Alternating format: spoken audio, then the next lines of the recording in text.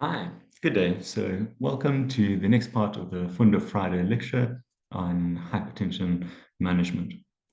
So, today we're going to be looking at the monitoring of patients on hypertension treatment once we started it.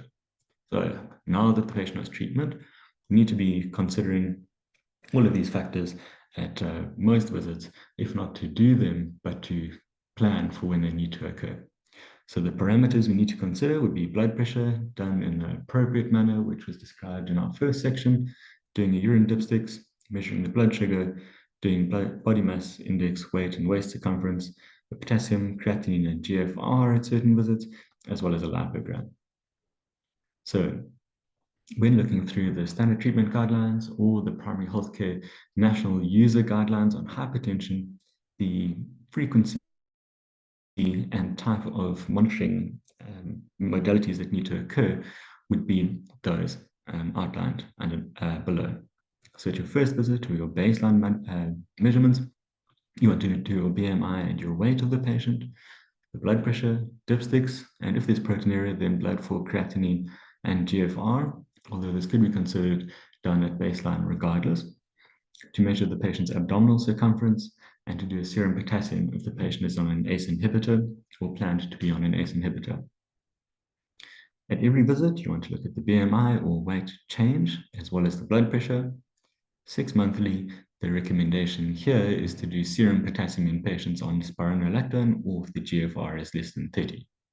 And then annually to do your blood sugar, to do your dipsticks, creatinine, and GFR, especially looking for protein, as well as doing your creatinine and GFR for patients with cardiovascular disease, as well as chronic kidney disease, where this is described as a GFR less than 60. Then the monitoring to be done as required would be your creatinine with its GFR, as well as the potassium 2 to 4 weeks after adding or changing the dose of enalapril or spironolactone. So the cautions and contraindications with regards to these medications would basically, if the spironolactone that you've added or started 2 to 4 weeks later, if the GFR is less than 30, then you stop that treatment. If the potassium is more than 5, then you need to have a high caution for what you're doing for this patient. And if the potassium is more than 5.5, then you stop that treatment and make sure that the next healthcare worker that sees that patient is aware of this danger. For enalapril, it is basically the same levels for concern. So now let's unpack the monitoring motivations. So for our body mass index, we have a relationship between an increased BMI leading to an increased risk of cardiovascular disease. So remember, to calculate your BMI is the patient's weight divided by, and then in brackets, the height times the height in meters, close brackets, and see what that number gives us.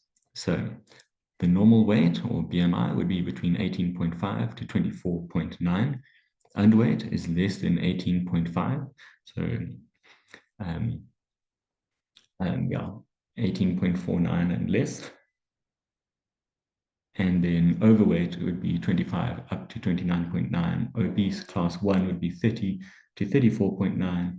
Obese class 2, 35 to 39.9. And obesity would be obesity class 3 would be greater than 40. Then your waist circumference. So this also leads into our consideration about metabolic syndrome.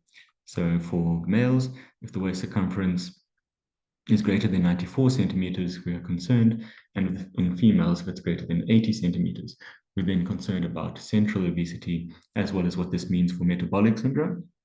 The lipogram should be done in all cardiovascular disease patients, and then continuing on to calculating the cardiovascular disease risk score to determine our statin therapy and intensity. And again, this deserves its own presentation, that basically using the ASCVD criteria to determine your risk is very important, or to make sure that you're following the standard treatment guidelines with regards to statin therapy and intensification. For potassium, the standard treatment guidelines recommends baseline and 1 month after adding spironolactone, and that is what it said specifically. as well as then to do your GFR in your kidney damage.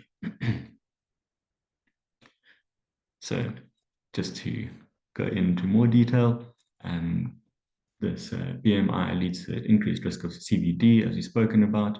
Lipogram is in all CVD patients. Your potassium, remember, specifically with hyperkalemia risk, the standard treatment guidelines speaking specifically to spironolactone, there's also a risk with enalapril. And with the GFR, the concerns here is that there's got implications on which drugs are effective. So if the GFR is less than 30, hydrochlorothiazide becomes less effective and you need to use furosemide. And there's also dangers with medications and kidney function, let alone the problem with hypertension causing worsening kidney function.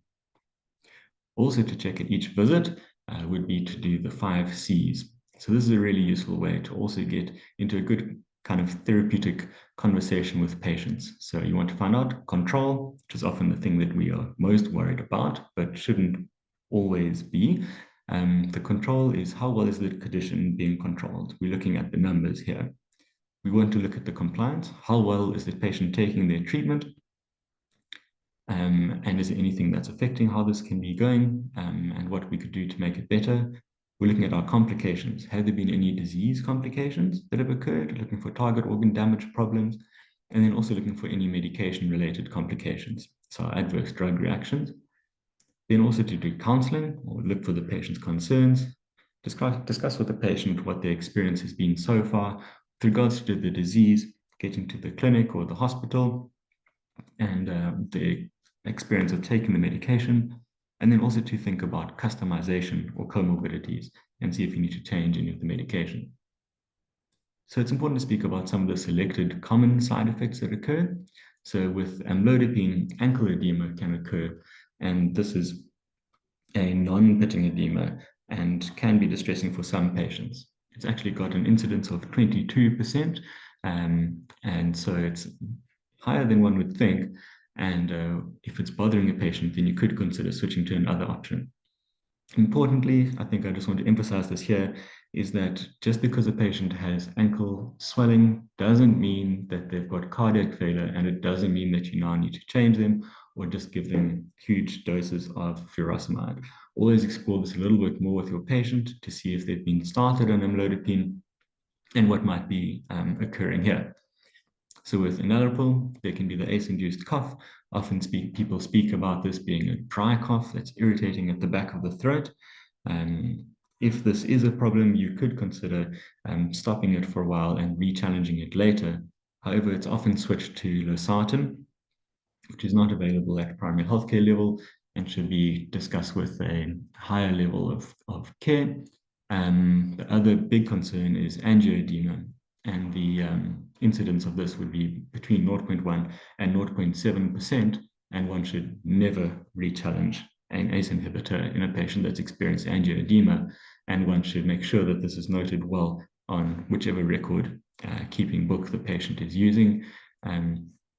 And the patient should be educated very strongly on this, about what to do if they are attending a different facility, and to tell the patient's practitioner at that point about the concern.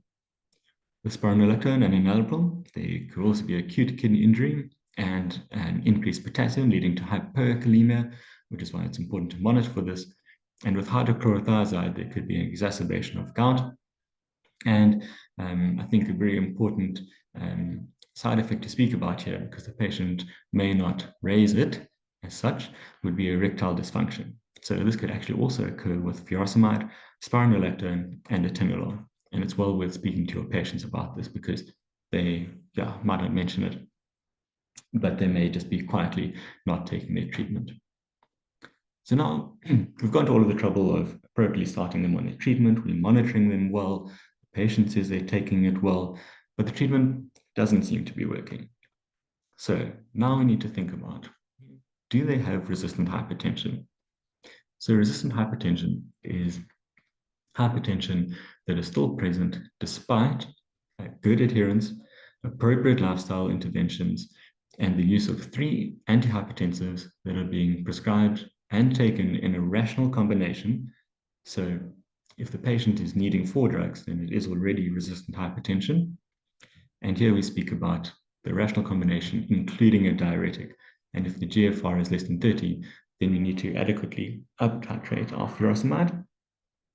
The strongest risk for having resistant hypertension would be obesity and older age, and it can occur in as much as 10 to 20% of patients. And it's important to explore this well because there's a worse prognosis. There's an increased risk of MI, stroke, end-stage renal disease, and death, and these can be between 2 to 6-fold higher.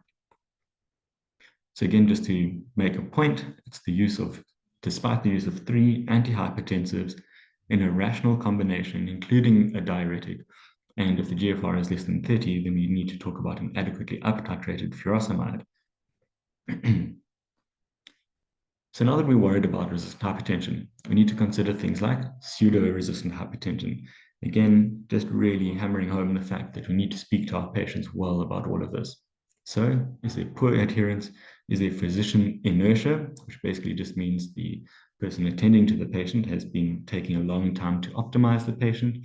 Remember, there's a well-described period of time between advancing each step of the antihypertensive intensive therapy. There could be white coat hypertension, and there might be inaccurate blood pressure measuring. So in some contexts, so whether it's health systems that have access to more resources, or in patients that are able to afford it, there could be ambulatory blood pressure monitoring, or just home-based blood pressure monitoring, and the patient can then bring those readings to you at the clinic or the outpatients department, and you compare those with the ones you're getting in the office and help you to understand a bit more about what this person's hypertension or blood pressure experience is for more of the time. The causes for real resistant hypertension could then be divided into behavioral aspects and then medical aspects. Behavioral aspects, again, would be overweight or obesity, physical inactivity, excess sodium intake, and excess alcohol consumption. So just to speak about the excess sodium intake, the recommendation is to have less than 1 teaspoon of salt and ideally less than half a teaspoon of salt over the course of a day. So this is quite an important thing to speak to our patients about. The medical aspects that were mentioned, and these were mentioned specifically in the European Society of Cardiology guidelines, the conditions to consider and to look for would be primary aldosteronism, renovascular causes such as renal artery stenosis, obstructive sleep apnea, and this can be a high risk and something that we don't consider. But again, a risk for this would then also be obesity, and then also to look for hyperthyroidism in our patients.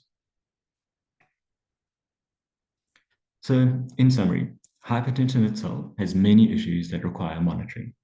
The medications we provide can have side effects, and educating ourselves on the side effects is important. Educating our patients on the side effects is important, because if we don't speak to our patients, then it can decrease the chance, if we do speak to our patients, it can decrease the chance of the patient having non-adherence, and it can also decrease the chance of patients experiencing adverse events or ongoing damage, where they want to take the treatment that the doctor has given, regardless of what's happening. And we need to be mindful of this. We need to show that we can have a good conversation with our patients. And again, the most management for almost all conditions really requires good communication between the patient and the healthcare worker to be successful.